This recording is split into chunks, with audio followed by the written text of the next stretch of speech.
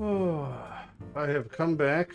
This is another video where I come back and there's just two map runners dead. Every one of my videos, this entire league, are going to start with me at least losing 2 map runners.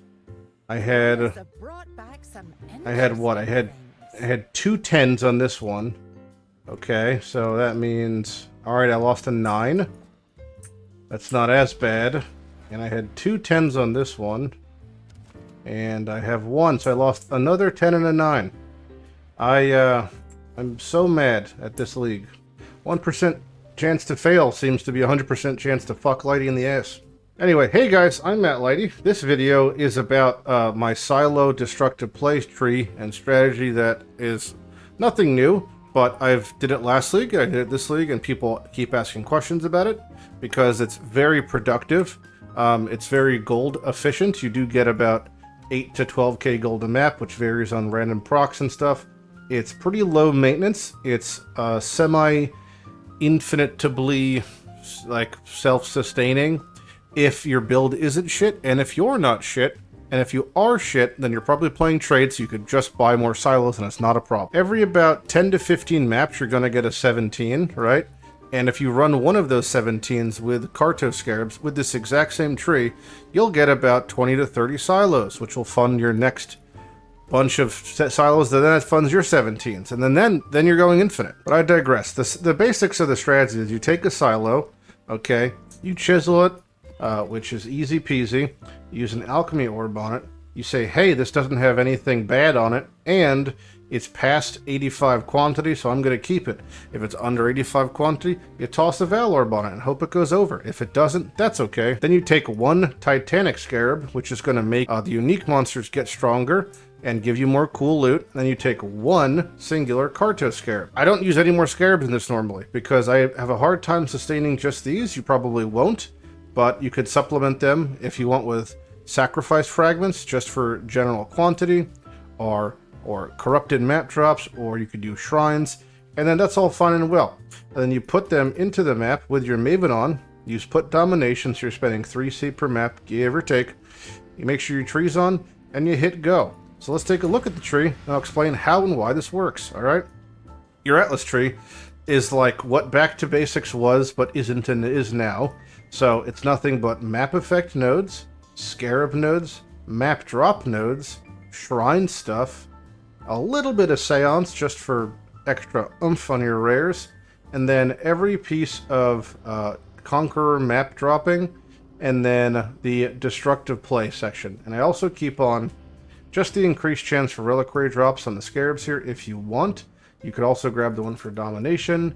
You could drop Seance, so like you could do something you know, like this if you wanted. If you just didn't like the ghosts for whatever reason, you feel like it wasn't very impactful, pick up the domination and grab this little small shrine node. Shrines are going to carry you to the end times anyway. This tree is in the description below. Feel free to adjust it to your liking, but that's basically all there is to it here. Now the pacing of this is going to be pretty quick. If your build is shit, it won't be quick. So all you pretty much do is you clear the maps as you go, and the only things I really stop for are to grab shrines and do the league mechanic events.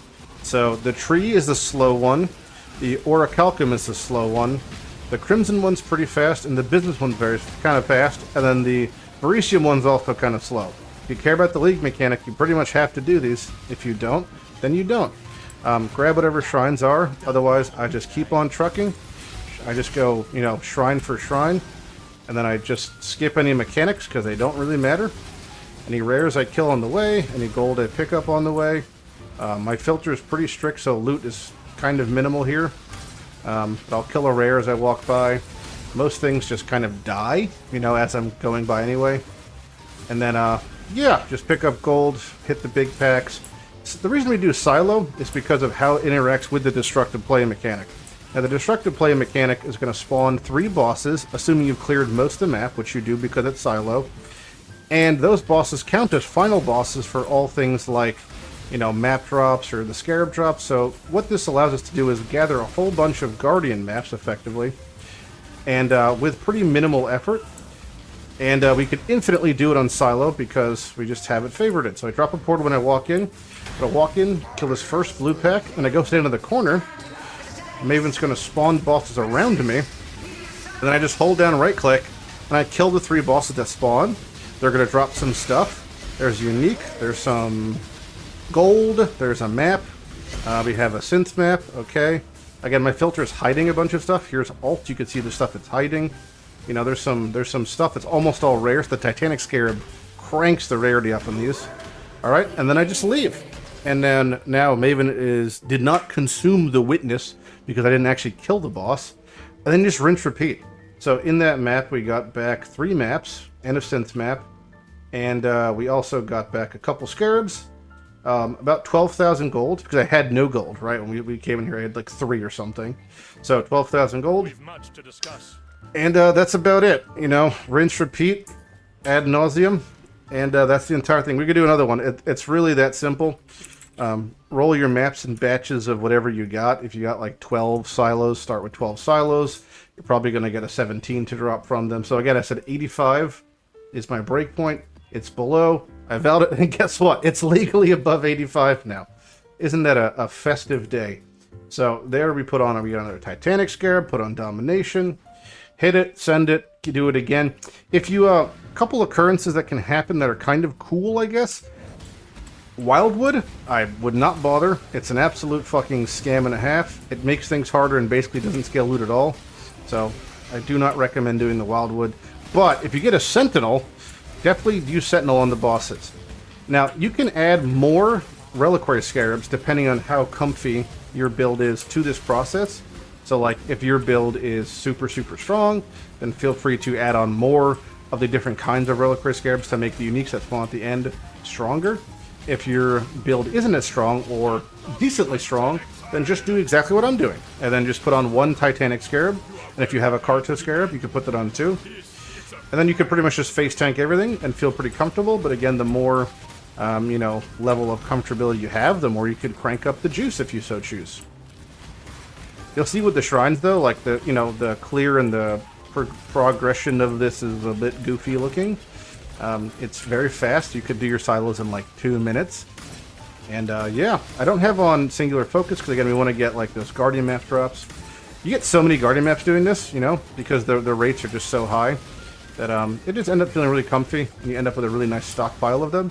It's actually, this is the best way to get Awaken Gems in the game, is doing this sort of strategy, because you can get them from this, but the main thing you get them from is when you'll get the Awaken Gems from doing the Guardian rotations.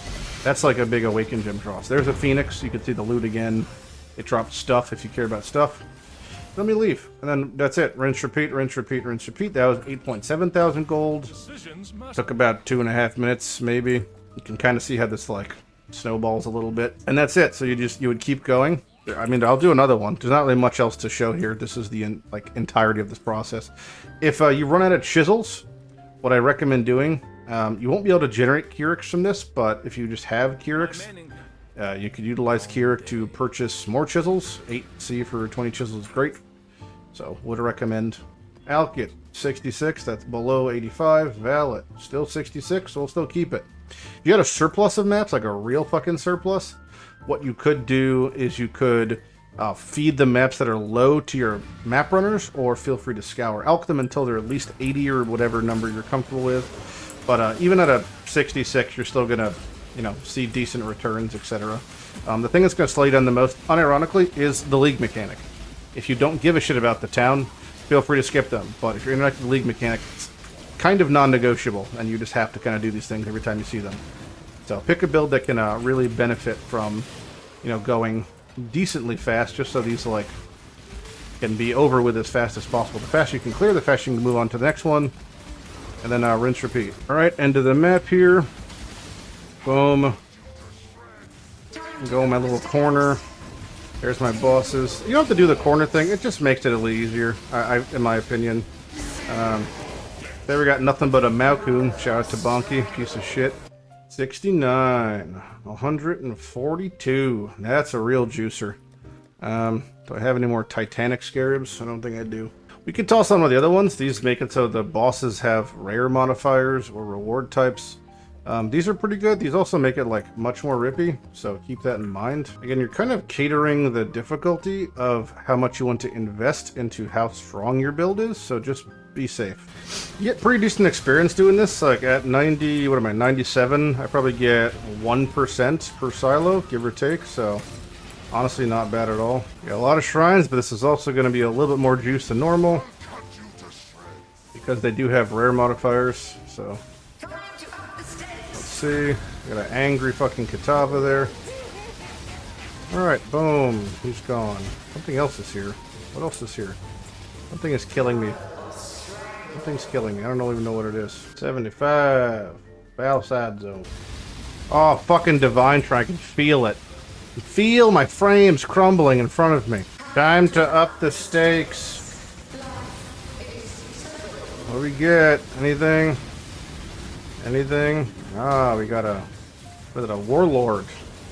Hello, fatty. Get over here. What you got for me? Gold! There's gold in them there hills. Anyway, that's like, you know, that's the process ad nauseum. Silos, Chisel, Elk. Valif, shit quantity.